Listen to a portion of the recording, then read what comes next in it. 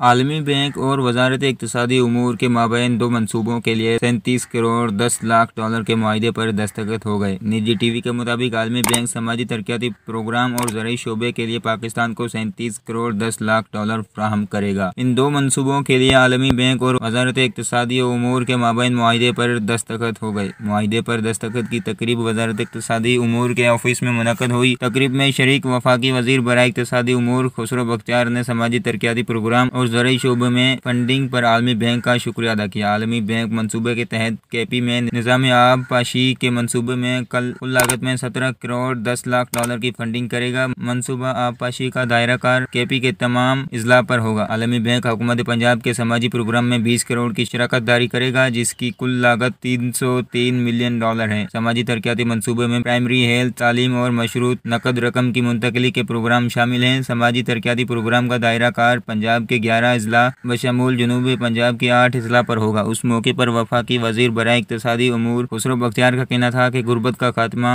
اور پسماندہ علاقوں کی ترقی ہماری اولین ترجیح ہے۔ حکومت پاکستان صحت اور تعلیم کے شعبے کی ترقی میں سنجیدہ ہے۔ عالمی بینک کے نمائندے کا کہنا تھا کہ پاکستان کی سماجی اور اقتصادی ترقی میں شراکت داری جاری رکھیں گے۔